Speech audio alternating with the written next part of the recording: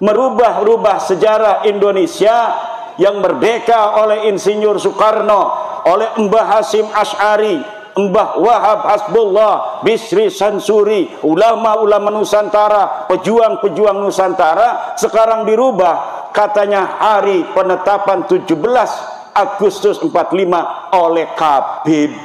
Assalamualaikum warahmatullahi wabarakatuh. Sahabat pecinta channel Cinta Tasbih dimanapun kalian berada, semoga senantiasa selalu dalam keberkahan dan lindungan Allah Subhanahu wa Ta'ala. Amin ya Rabbal Alamin. Merubah sejarah, mencatat sejarah dengan cara dipalsukan, itu adalah hal yang sangat biadab.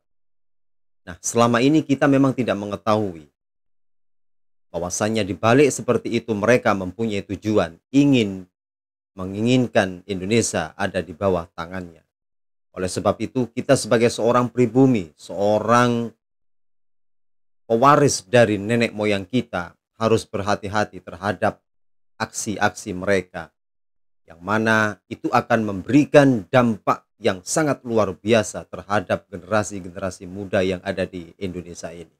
Apabila kita lengah dan tidak mau mempelajari sejarah-sejarah.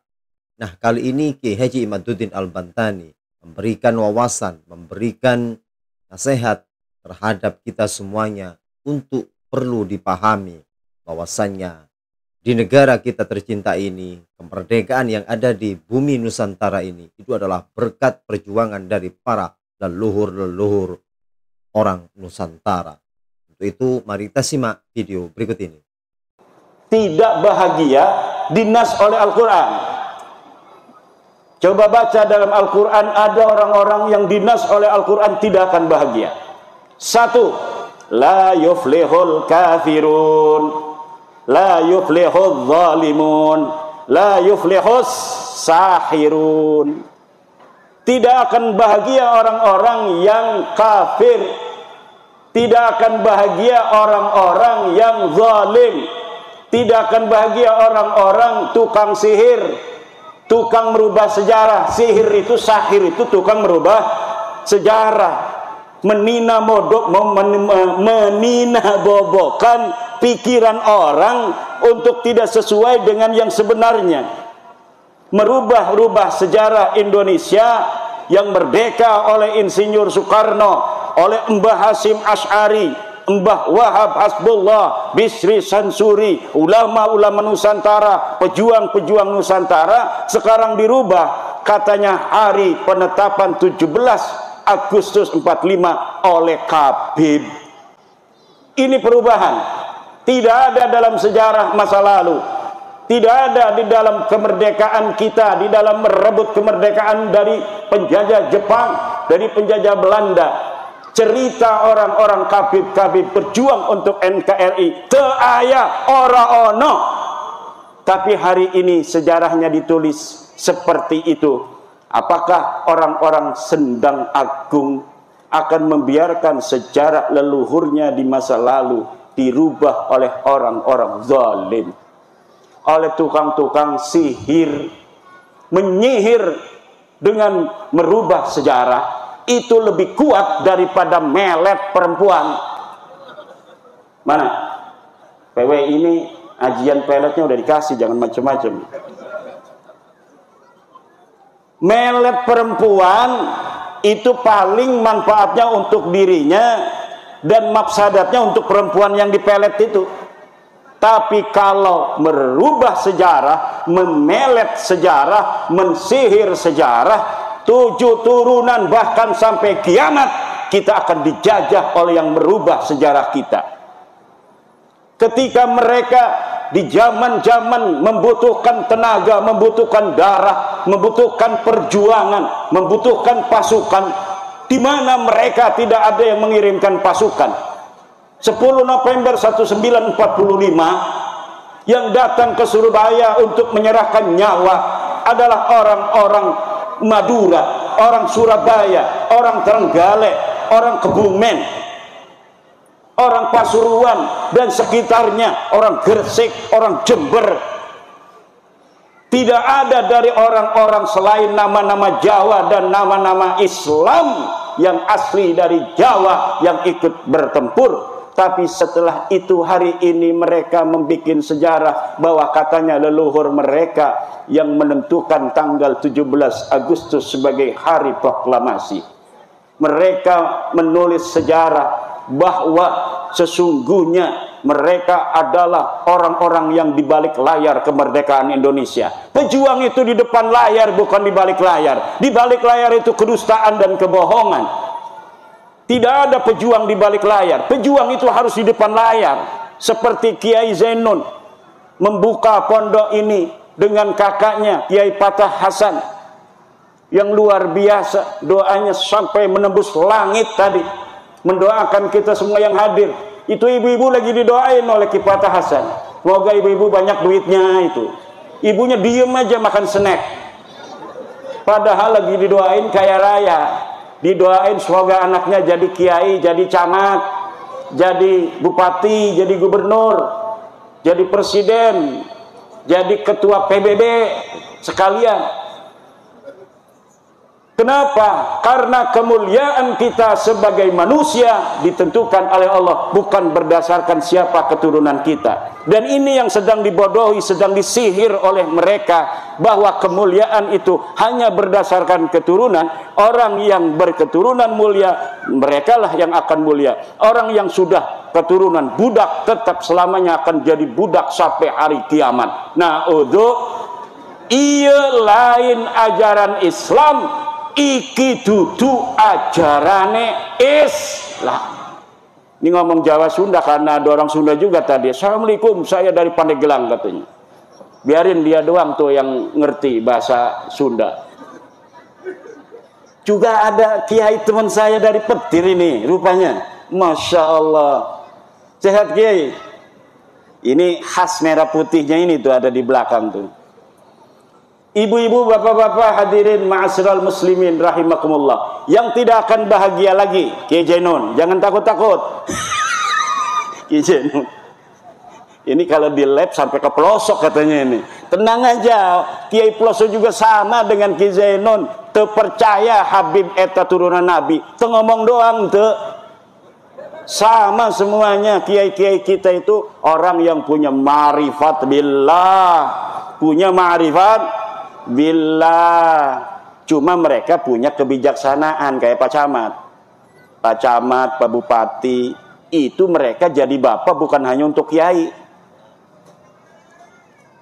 Semakin lama semakin akan kita sadar dengan apa yang telah disampaikan oleh Kiai Haji Imaduddin Al-Bantani, karena semuanya itu adalah memberikan wawasan tentang sejarah-sejarah Islam yang sebenarnya, agar kita selama ini yang tidak mengetahui akhirnya paham dengan sejarah-sejarah Islam.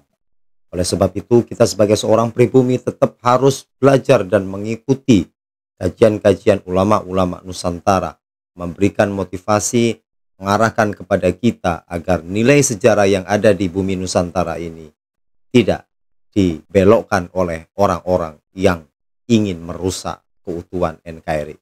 Baiklah, kita lanjut video berikut ini.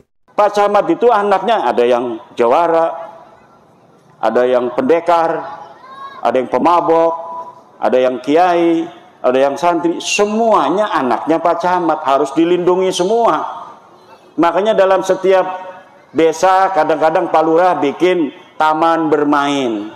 Kiai mah nggak bakal bermain-main, itu hidupnya hanya untuk zikir pada Allah. Tapi kenapa kepala desa itu bikin taman bermain? Untuk orang-orang yang nggak bisa zikir, dia bisa tenang kalau ada di taman.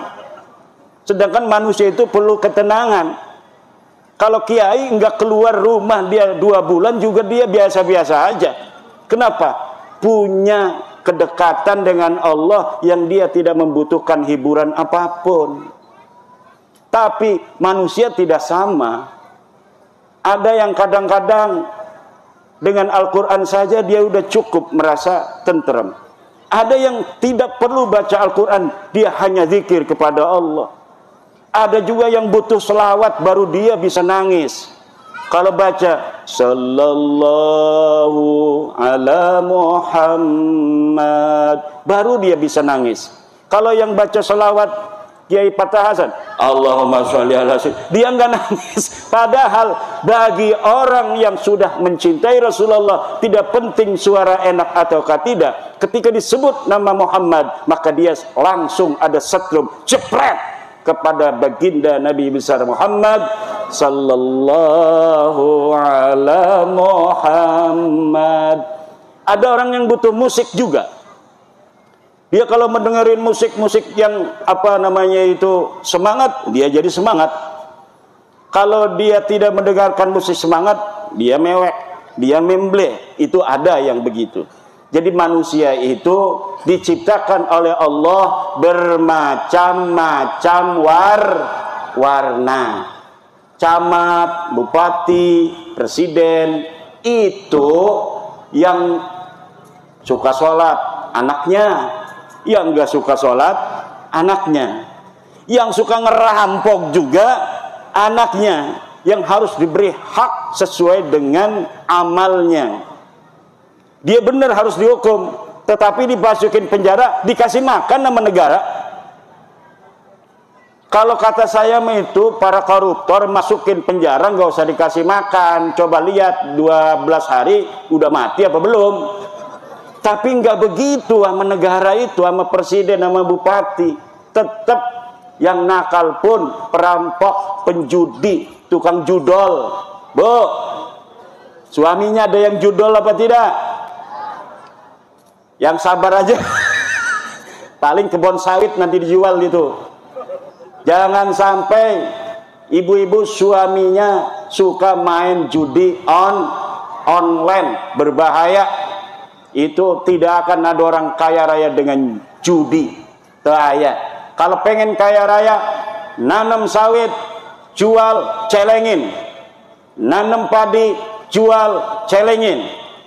Nabung 5.000, kaya raya nanti. Guru-guru, insya Allah jangan khawatir. Dana bosnya tidak akan dikurangi karena efisiensi. Amin ya rabbal alamin. Tenang aja. Negara kita kaya raya, Bu. Negara di dunia ini yang paling kaya raya adalah Indonesia. Jangankan pohon, tongkat saja itu ditanam akan jadi pepohonan. Ini negeri kita Indonesia, makanya banyak orang yang pengen ngaku-ngaku ini negeri adalah negeri mereka. Ini negeri Indonesia, bintu terim. Anak. Ini negeri Indonesia, bintu terim. Anak perempuannya kota terim. Kota terim siapa itu? Kota apa itu? Kalau anaknya kaya raya begini, harusnya kaya raya itu kota terim. Kaya apa tidak kota terim? Miskin. Kalian orang bodoh, yang pintar itu orang pelosok, yang pintar itu orang Lirboyo, yang pintar itu Sidogiri, yang pintar itu adalah Syekh Nawawi Tanar Al-Bantani, yang pintar itu santri-santri kita. Mereka hanya punya sahirun, menyihir bahwa kami lebih mulia dari kalian, kami lebih hebat dari kalian, ilmunya nggak ada. Tapi anehnya masih banyak kita yang bodoh spiritualnya. Bodoh emosionalnya, hanya dengan kata-kata narasi dan diksi begitu kita percaya. Katanya mereka turun Nabi, turunan dari mana? Nabi itu orang Arab, wajah kalian bukan Arab itu. Ngaca dong, kalian Arab apa bukan? Tes DNA-nya aja bukan orang Arab, orang India, orang Kaukasus. Ini apa ini artinya? Artinya mereka bukan turunan Nabi, wajahnya bukan wajah Arab, wajah India. Tes DNA-nya haplogrup G, orang mana itu? Orang Kaukasus, jalur lakinya. Jangankan turunan Nabi Muhammad, turunan Nabi Ibrahim aja kagak. Kalau orang Indonesia ini kemungkinan besar adalah keturunan dari baginda Nabi besar Ibrahim alaihis salam. Ini berapa? Kenapa ngentul-ngentul begini? Setuju? Bapak-bapak setuju nggak saya ngomong begini?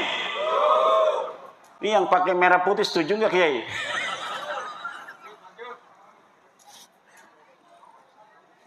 Tapi lanjut-lanjut udah jam 12.